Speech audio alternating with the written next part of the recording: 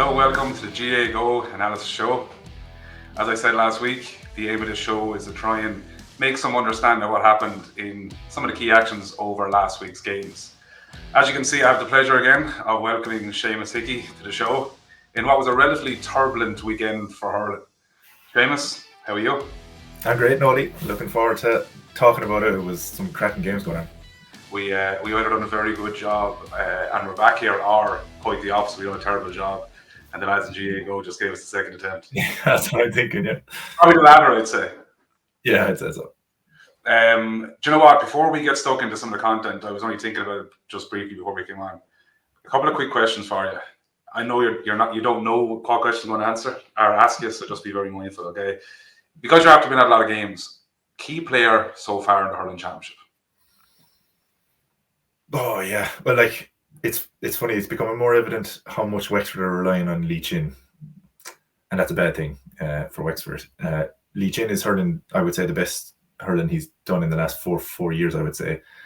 But the rest of them, I just don't see it. So for me, I was very impressed by him. You only say that you picked him for man of the match. Is that what? Yeah. A lot of the people in Antrim weren't overly impressed. But anyway, go on.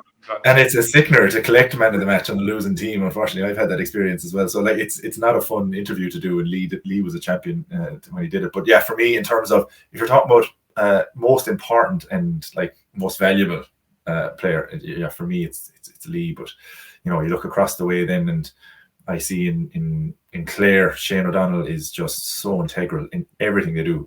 Peter Duggan, the super game, Mark Rogers, excellent, and he's kind of a growing force in that team. But for me, Shane O'Donnell is the steady, reliable, consistent cog in the engine for Clare.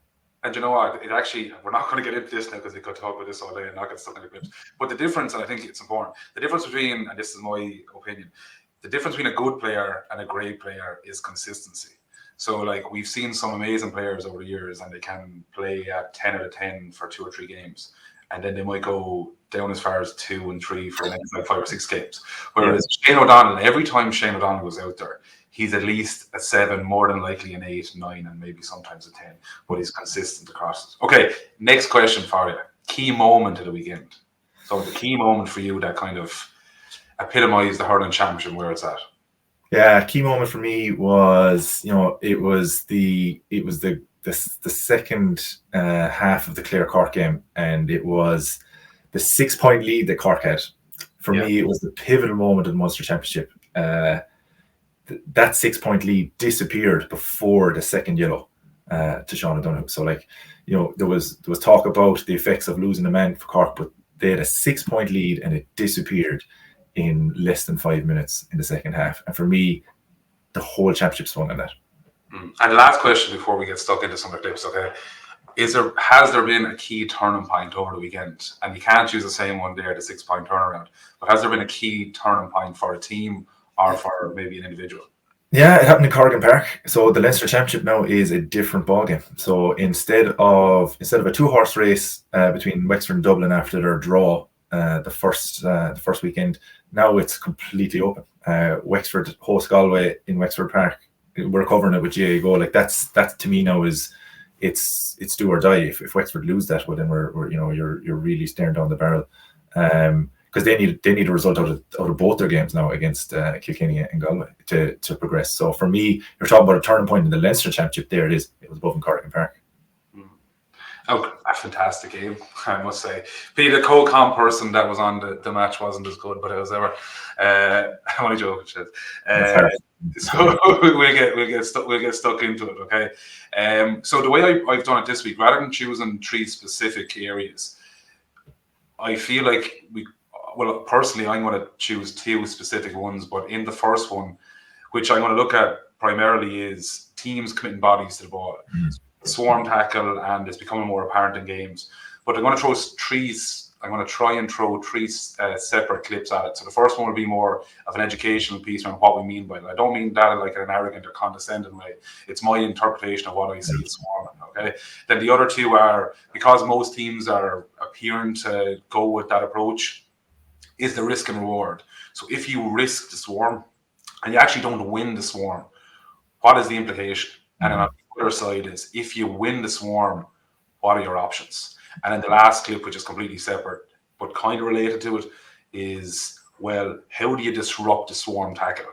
And that's obviously like high fielding and different options. So that's my attempt, okay? What we might do is we might roll the first one and just run down through. So it's, again, it's an educational piece more than it is anything else. So as we can see here, like, this is the second half of the Limerick Tipperary game. Within literally 3 seconds, look at the bodies in around the middle. And this is just, it's probably slightly exaggerated in this instance because it's a throw-in, but before that would have never happened, where there were that many bodies involved. Here we can see it in the Wexford Antrim game. The amount of bodies that teams are getting back to try and disrupt the forwards. Like, Wexford have 3 forwards there and nobody else. Similarly enough, this is the pocket for Tipperary. As you can see, most players are on the left-hand side of the pitch, leaving quite a lot of room on the right-hand side. Ironically enough, Tip actually hit it down into the group rather than hit the space. Quite the opposite of what we actually talked about last week in Waterford successes. And again, we were speaking about this before. This is bread and butter stuff for Limerick. Limerick love the battle. They love the physicality. Their swarm tackle is absolutely amazing. So, like, trying to go to war with them in that particular facet of the game, for me, is quite naive and slightly silly. Yeah, and it's funny because so the swarm it's a coaching point now for a lot of teams, right? Because the game is so fast and the ball moves so fast that when it breaks down, that's your opportunity for turnover. So your coaching point is, as soon as the ball hits the ground, commit. Yeah. Commit numbers. The last 2 clips are interesting because in the Antrim case, they were playing with the wind, and they were funneling back men just to try and close out the Wexford space and then launch counterattack with the breeze, which they did very well in the second half a number of times. In the first half a number of times, because they scored something like 12 points in the first half, and a lot of that was from out the field.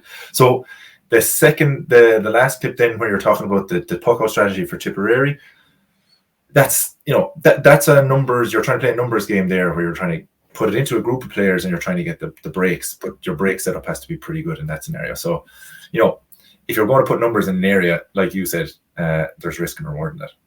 So that feeds on quite nicely to read the first set of kind of clips I really want to show you, which is the risk for Clare in this instance versus the reward for Cork. Okay, so we'll focus firstly on the risk. So if you're going to commit bodies to the ball and you don't win it, so here's the space on the left-hand side.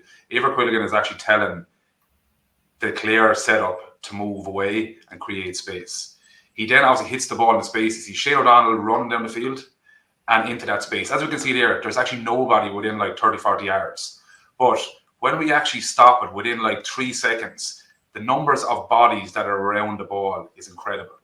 Like, that's a 3-second clip from where it started, where the ball was hit, to now is 3 seconds. Okay, so that's really what you're talking about in a game situation. Okay, but this is the negative implications of committing bodies. So if you commit bodies and you don't win it, this is Clare's puck out. If Clare don't win it, we'll see the body swarming towards where the ball is going to go. Obviously, they go for Peter Duggan in this instance. He doesn't win this particular one. You can see the Clare half backline pushing up towards the field. Their midfielders are after getting sucked in. Obviously, Joyce wins the ball and he runs quite literally from one end of the pitch to the other with the ball. Yeah, and all the numbers that had crashed from midfield a half hour after gone. And look at Shane Barrett. He ran through. Alan Connolly is hopping up and down at the end of this, but it was a goal opportunity. That is a goal opportunity, and that could have been the difference between winning and losing. Yeah, and like you said, that space to run into for Joyce and even for Barrett doesn't happen without the numbers being committed at the other side. No, it doesn't, and it's the same thing here. So as you can see, Clare have committed bodies to the breakdown. Okay, you can even see on the outside they have like an overlap. If Cork want to hit the overlap, and said Joyce again, what he done in the first clip there is he takes on tackles, and he literally runs from the midfield all the way through. If that was actually a better pass and didn't hit the ground, that was actually in on goal. So that was another goal opportunity because the risk versus getting... And it's amazing the space that's there to run into for half backs. So we see it with Kyle Hayes with Limerick. when you've got aggressive halfbacks that carry the ball, it's really, really difficult, because if the halfback man is trailing him, well, then there's already a numbers advantage. So then you're either coming to meet him to cut him off and create an overlap, or you're letting him run into that space, and when it becomes increasingly dangerous the closer he gets to your goal. So for me, I thought Kieran Joyce was actually really impressive after having a tough outing against Waterford. I thought he was really, really impressive with ball in hand against Clare. But to your point, when you had a 4-on-1 Clare commit to that ball breaking down, it becomes very, very tough. Yeah, you have it's not emotional. And without trying to like promote it, Clare in that instance would have been better off to nearly like pull or do something, kick it out of the way. And even if it resulted in a foul, but if the Cork person wins it and there's 3 or 4 people have to commit into the body, it means Cork obviously have bodies over. And that's exactly what happens, straight through the middle. And like we teach this with kids that are like, 10, 11, 12. The one thing you don't do is you let someone run down the middle. I'm coaching 10-year-olds at the moment, Nolly. If I can get them to know where left half forward is, I'm doing really well. But to your point though, if you're going to commit numbers, if you're doing the swarm, right? The swarm isn't go in and stand near. No. The swarm is go in and contact. It's go in and kill the ball. It's squash it, and then use your numbers then to actually get a dirty ball off the ground. So if you're going to go in to look, well, then you're defeating the purpose of the swarm. And this is the reward. So the risk obviously was the Clare situation and got opened up. The reward, if you commit bodies back, it creates so much room inside for an opportunity. So here we can see, obviously, this is the Tipperary puck out. They go long. As you can see, that is the Limerick's 6-backs. We can see in the picture the 2 midfielders are coming back. And you'll see in the clip as well, you'll see Reedy and also Keane Lynch come back into it. So they had bodies back. Okay, it's grand having bodies back, as you said there. They need to engage the ball. Okay, Tip had plenty of opportunities to get away, but just couldn't, because anytime they got the ball in hand, they were engaged. There we go. Tom Morrissey, pop. But the most important thing about this is the use of play. Yeah, and then the problem then is for the opposition is when you've got platform and players are funneling back, the space that they've left is the space that they're hitting into. So Gillane then gets a lovely ball, because even with Tip had the numbers advantage there, they couldn't close down that before the ball hit the space to Gillane. And Colin O'Neill had all day to hit that. Yeah, and it's the same thing here. Puck out, they commit to the body, but the options here are literally in a line. And they have everybody looking, heads up, looking for the ball, hands up, for instance, and they can break with people. Okay, so like, big difference. Again, if you look here, within like 5 yards, he has 3 extra options to his right. He decides to go to Adam English, which is in front, pine, looking for the ball. So again, if you commit, you get the ball, there's always going to be options for you. Yeah. And it's funny, it's the lateral run in that scenario there, because the space was made by Tom Morrissey leaving half forward, and he was there as an option for Declan if he wanted to use him. But instead of that, you've got the lateral run coming from Adam English, who was an absolute nightmare for Tip. He scored 4 points from play. It's the lateral runs in those cases that are really, really tough to track as a defender. But you can't mark them. If you were a cornerback and you try to get out in front, they literally turn their heels. They're going in the other direction, and the ball is in their hand. Yeah. So, like, we always talk about like getting in front and being aggressive. The reality is, when they're able to pick the pass, you can't. No, it's hard. Like, and you've like Paul Kinnerk in Limerick coaches this rule of always having 5 defenders behind the 65, and whatever happens then further out, you can deal with midfield and half forwards. The problem is then when, for the likes of Tipperary, they chose to follow a lot of the time out further, and when you do that, it's just too much space, and your full back line then gets blamed for the ball that has been put into unmarkable territory. It's impossible to mark. Yeah. Impossible. Yeah. Okay, so that's the kind of, when we're talking about swarming. So the next point that I want to get at is, well, how do you try and counteract that? So how do you try and counteract the swarm or committing bodies? And the obvious thing there is aerial ability. And we don't necessarily always mean about catching the ball. It's disrupting it in a way that you can actually do something useful. Like, here's Lee Chin. Like, again, bodies all back, as you said, you were there. But because he caught the ball and he was on the spin, he actually had 2 men inside. So again, if he was able to like free his hand and pop inside, he has 2 options. because he caught primary possession, it then resulted in disrupting the setup. Same thing here. Peter Duggan was absolutely incredible to watch the other day. Absolutely, like fantastic aerial ball. But again, as you said, it's the turn of the body, and he's actually on the move when he catches the ball. But the space then that's created inside, you can see Shane Murray running in here. If that was a slightly better pass, that was a goal opportunity. Yeah, and it's funny, like in all of these examples, winning the ball primary possession in and of itself isn't enough. No. For me, it has to be, you have to have leverage to move. So you'll actually see here below, as the ball goes down to Jack Prendergast here, like the long ball is fine, but as he wins it, watch this, leverage to move. His step is actually gone. Yeah. That was the black card, that was the penalty, that was the goal. And Cork had numbers. So Cork had 3 defenders back in that space. The one thing I like about this is Gerard Haggard, he catches the ball in behind the defender. Like that causes incredible issues. Peter Casey inside the 21. Maybe if it was Aaron Gallagher, it probably would have been a goal. Séamus informed me that Peter Casey doesn't shoot for goals, he just goes for points. Unfortunately, we saw what happened when he did shoot for a goal in the second half. Unfortunately, he broke his ankle. But get well soon, Peter. Absolutely. Here's another one. If Tip, obviously winning primary possession, but the big issue for Tip in that instance, right, they have Gaago over here. Morrissey actually misses the first pick up, but also like the thing you do with kids is don't touch the ball in the hurley, you take your steps. He touches on the hurley, back in. And by the time he touched the ball in the hurley, Limerick get men back. But there was an overlap there because they didn't expect him to win the ball. And the last 2 clips in particular are Peter Duggan, like personified really, takes it down with the hurley. Nobody even realises where the ball has gone. They're all looking on the ground and he is over the bar. Same thing. This one was just fantastic. What I absolutely love about this, right? So being a big man in hurling is an advantage, but being one-dimensional is not. So putting up, so even you've seen Peter Duggan the last couple of weeks, he got man the match there against Cork. I'm delighted he got man the match because I thought his impact on the game and what they asked of him, it felt like 80% of the puckouts went down one-on-one between him and Tim O'Mahony. And Tim O'Mahony had his moments where he did really well in that matchup.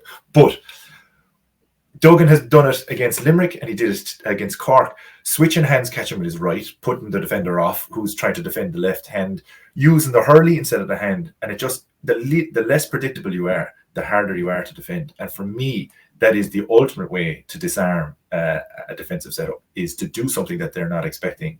And like you said, in winning primary possession is so powerful. But then for me, to do it in an unexpected way then gives you so much leverage. It's unreal. And I absolutely agree with what you're saying. The key thing, and I suppose I had to learn this the hard way because I'm not exactly 6'3" or 4", whatever Peter Duggan is. 5'3".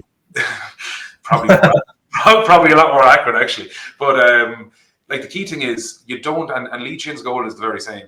You don't try and out muscle somebody if they're bigger than you. Okay, what you need to do as a back is to wait for the ball in the last second and then make the move. Like if you saw Lee Chin's goal, they're trying to wrestle with Lee. He caught it down low because physically they were trying to like out muscle him and push him out of the way. Like for a back, you are far better off to stay like a yard or 2 back and don't engage with him. And then last second, either take it down, touch the hand, get the ball to him, and then try and win it. It was actually it was a calling card of Lar Corbett, Séamus Callanan, right? Was they didn't actually want to get involved in the tussle under the ball. They wanted the defender set. Yes. And then they wouldn't go for it until the ball arrived. And then when the ball arrived, they'd come at an angle. And Lar was devastating around that period from 2009, 2012. He was just impossible to mark. And it's that it doesn't need to be a physical battle. It doesn't need to be a skill battle of catching. It can actually just be a real strategic battle when you're marking a man. And for defender, to your point exactly, make him make the decision. And when he makes the decision, come in late. And also to that point is like in Gerard Haggerty's shot there that we saw, he caught the ball in behind the defender. Like, as a defender, you can't let someone inside. Very uncomfortable. It's such an exposed place. Yeah. You cannot let somebody, particularly of his caliber, but anybody that's playing at this level, you just cannot let him inside you because more often than not, like it's going to be a score, a foul, or potentially a goal. But that's the problem. That's the problem with Hegarty. Like you either have a stepladder and you mark him from behind, or you try and play him from the front, and you actually get a hurley up in front of him. So like they're the dilemmas when you're marking a TJ Reid, you're marking a Gerard Hegarty, you're marking Peter Duggan. So like you have to make your decisions, and you live and die by that. And the thing about it is, like, there's no point in going up and trying to, like, even a few times Tim O'Mahony, and he was very good in fairness and very effective. But like at times putting up and trying to swing, like, is not a void, because players now are so big, strong, and physical that if someone is standing over and pulling, they can still catch the ball. So the good ones can, but like a lot of the time, it's disrupt. It's for me, especially with some guys, it felt like unless you got the hurley between the hand and and the ball, they were getting it. Yeah. But after that, I think we were looking at, when you were talking about the importance of winning long ball and primary possession, I looked then at the Galway Kilkenny game, and for me, my lasting impression from last year's Leinster final was Galway conceding 4 goals, and there's the hand wringing that happened after that. And in fairness, there was a question about their setup here. So you'd get Gerard McInerney in full back, you'd Daithí Burke out centre back. What was going on? Have they their personnel right? Has Shefflin got him set up the right way? It looked like fairly naive defending at times in the Leinster final, where they had runs from deep going straight through the middle. So I focused on Galway and their ability to cut out what I would have considered the strength of Kilkenny's, and that was direct ball, winning primary possession, like we were just talking about, and attacking. So to combat that and to disarm that, you have to set up well as a defense. You have to, in training, and from all my coaches, really, from all the way from 2006 all the way right through to Connacht in 17-18, you're looking for a diamond around your dropping ball. You're looking for one behind, you're looking for one left and one right, and one crash in the front. So I picked out a few clips of Kilkenny going along in the first half with a substantial breeze, and I just highlighted here the Galway players. Look at where they're set up, and even you can see to the right, Daithí Burke is actually running into crash. But Pádraig Mannion was at the back, Sean Lan was to the left, and you'd Fintan Burke to the right. So you'd really, really good setup here from Galway. And this happened a number of times in the first half, where Kilkenny tried it, and it just did not work. Because when the ball is run on, Mossy Keown goes to attack it for Kilkenny, and ball out to Sean Lennon, that's flicked away, that's okay. Darren Morris is there to collect for Galway, and they actually work it out really well. Their use of ball out from the back was what actually set them up from an attacking sense. Then Kilkenny, when they did do a short puck out, a lot of the time Blanchfield just decided to launch it long. And again, we've got really good setup here. Mannion is where he needs to be. There was a question of whether Mannion was going to play centre back or full back, and Daithí Burke was going to stay full back, but they didn't. They switched, and Mannion was superb in this role all day. Sat behind, really, really good on the dropping ball. And look at Conor Cooney back linking the play. Really excellent stuff from Galway. I was really impressed with them against an absolute gale above in Salt Hill. So here we have another long puck out from Aidan Tallis, who's in goals for Kilkenny. The swarm that we were talking about, the ball has gotten to ground. Galway hunting in packs, really, really hungry. No space for Kilkenny to go into. Keenan Fahy kicks the ball ahead, and here we've Gavin Lee then for Galway breaking ball again. So for me, that was really, really good work from Galway. They identified an area where they didn't perform last year, under high ball, dropping ball, and a lot of what they conceded. So for me, it was probably a key difference to what contained Kilkenny. There wasn't a single goal chance in the first half, and in the second half there was only one, and that was Owen Wall when he came on for Kilkenny, and his change up of pace was probably what caused it. But you certainly have to look at Mannion there as well, playing as the extra defender, and like admire him for his awareness and knowledge of the game. Like obviously there was a gale force wind, and you have to understand the elements where the ball is going to drop. Like most people that play as a sweeper will obviously play in front of like the full back. But in many occasions in that game, he was actually behind him because he was happy enough for the ball to drop in behind the two that were in the full forward line, full back line, and sweep up because he knew that's where the danger is. Whereas most other people that are playing in that role feel that they need to be on more ball and create more opportunities. Whereas he was saying, you know what, we need to be very mindful here of our house, which is obviously the goal, and cut out any opportunities that Kilkenny could create. It just looked so assured for me. It looked like they were all singing off the same hymn sheet. So like that it's obvious when they're not, because there was examples last year in the Leinster final where the players who tracked back and even tried to get into the space to close it out, they only went so far. Yeah. And they didn't go the rest of the way. And I pulled out a few clips then where I actually saw where Galway were doing exactly that. They had players coming back, but with intensity and I suppose intent to close the space. So when Kilkenny worked the ball out short, they had a lot of success. That's where all their scores came from. Here you got Richie Reid playing it down low into Luke Hogan. Ball is broken here by Mannion really, really well. But look, John Donnelly onto it, pass into Billy Ryan. This is good Kilkenny play now. But look at the Galway players. You've got Morrissey coming in from the left. You've got Keenan Fahy coming from the right. You've got, I think, coming back on the right-hand side then was Sean Lennon. Really, really good swarm tackling here. Great contact from Lennon to get the ball to ground. And then free out over carrying. For me, the runs that were coming from the outside there are key. They didn't do that effectively last year. And for me, then that cover eliminated any potential goal threat there. And then we have another example here for Kilkenny when they did work the ball through the middle of the field. You know, it was the most effective way they did use the ball.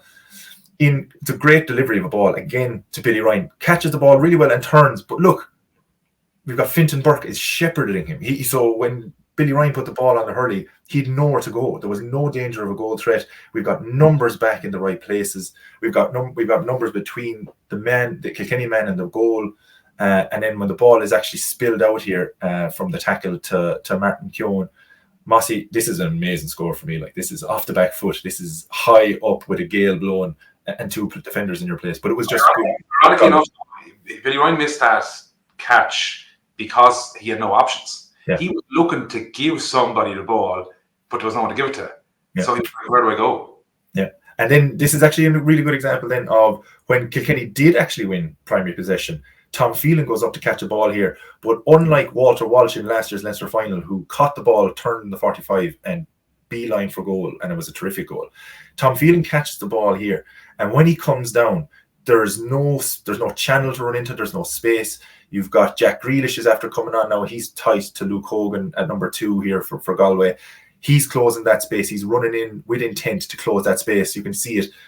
And you've got what a lung-busting run from Conor Cooney coming back at number 14. And there was no chance, but Tom Phelan put that over the bar. So, yes, it was conceding a score, but there was no threat. And for me, that's all down to discipline defensively. And I say maybe one other point I will throw in there is Kilkenny didn't play 3 inside, even with the wind. They withdrew, whether it was TJ at one stage, whether Luke Hogan played further out the field at different times. Billy Ryan played further out the field at different times. And that actually limited the numbers that they had for the ball when it went in. And it left Mannion in there to hoover up balls. So I don't think that Kilkenny could use the wind as effectively as they could in the first half, and still went in 4 points up at half time. I was really surprised by how they actually managed to do that. It's amazing though to see, like, even with the wind, the shape that teams are going with. Like, rare will you see teams go with 3 inside. So you'd wonder, like, if they did go with 3 inside, obviously not across a line, like there's all these different where you'll have one fella maybe out slightly further, you'll have to play 2 in, or you might go out wide, like whatever like variation they go with. But rarely are teams now doing that, where you'll have someone that floats around. It was who used to do it back in the day for Limerick when I was there was Graham Mulcahy. He used to just Graham, you're 100% right. Yeah. 100%, yeah. But the key thing there was, and this is what I'm talking about for Kilkenny, if you can do that, but it keeps the fullback honest when you are within range. So if you're if you're between the D, we'll say, and the 45, which is that kind of float and roll space, yeah, because you can't sit back and just let him off. You have to mark him, and then if you're going to mark him, well, then you've got space for your 2 deep. For me, if you're going to withdraw completely out the field, then you need to be winning a lot of ball around the middle. And you know, actually, who I felt was absolutely fantastic to get is Reedy for Limerick. I thought the amount of ball that he got on was incredible. He's grown into it. He's grown into it in a big way, and like that, yeah, exactly. His movement is very, very clever. He's a bit more confident in his striking now, so he's actually a scoring threat now from wherever he is in the field. And he's very athletic. He got up and down the field a lot. Yeah, big time. Yeah. Well, to be fair, Limerick are blessed with that. They've just got engines up and down. Cathal O'Neill, like you showed that clip of Cathal O'Neill tracking back, trying to cut out that queue. Yeah, and like that to me. But for me, there was one really fun part of the Galway Kilkenny game, and I couldn't let this go. I couldn't let the midweek analysis go without the cornerback getting up the field and scoring. For me, so this is Blanchfield just hitting a hopeful ball across the field, but Mikey Butler sprints into space, gambling on the break from Tom Phelan going up for the ball. And this is just class. It reminded me of his goal last year where he'd no business to continue the run, right? But the reason I pick it out is, first of all, Cornerbacks Union of Ireland, right? So we're card-carrying members, right? But it's just, it is a bit more dynamic game now where the ball is moved through the lines a bit more and you're expecting runs. And you've got the likes of Mikey Butler, who's just very comfortable up the field with the ball, and he's given that freedom to go. And like last year's wonder goal in the Leinster final was one terrific example. But for me, that's a gamble. So David Burke was to the front of that break. If David Burke for Galway collects that, he's gone. But for me, yeah, and I love it. And I'm just thinking of all the championship scores that you had, Niall, or Noli, like all the championship scores that you had. Zero. That's right. Can I just justify myself here now? When we were playing, I was the marker inside, so I was the person that was close to goal. So my job was you go in and you mark whoever it may be, and you don't move away from the square. So even if someone went off on a run, I never got the opportunity. So I justify that for it. But you've only won in 13 years. I think I've only won in 13, unfortunately. But I moonlighted as a half forward at one stage. But but Barry Nash and Mikey Butler are making the likes of us. They're making the likes of us look really bad. They're in fairness, Barry Nash, was he not a traditional wing forward when he started? He was corner forward. He won an All-Ireland. He won All-Ireland 21 corner forward for Limerick. So like he's a chameleon. He's a shapeshifter. Yeah, we played. With the Interpros, and he was named forward or corner forward. Yeah, that's right. So that's what you're dealing with now. You're talking about guys who really just want to be further up the field. So did you give when you got that point? Did you get man of the match? No, I did not. I've only got one man of the match, and that was when we lost. We lost to Kilkenny, and we get production to put up a picture of that. Yeah, it was sponsored by Etihad or something like that, and there was a sheik with a hawk on his arm. I'll be honest, I got such abuse for that. For like, never mind the fact that it was a really heartbreaking game. We did play well, but we still managed to lose. But it was less about well done, you give it your best. It was like, what were you doing with the hawk? And what are you doing with the hawk now? And do you own a hawk? It was just what the. So. We'll finish on that maybe. Obviously, we've come to an end, unfortunately. And again, thanks very much to Séamus and for some great insights and some really good co-commentary, despite the fact that you gave Lee Chin man of the match on a very hard day for Wexford. But just to mention as well that Dean has his analysis show on the football championship. Obviously, very well for the Dubs. And Jimmy is still winning matches. I wonder, can we get Dean on the games? Yeah. So from Séamus and myself, thanks very much for tuning in, and we hope you enjoyed the show.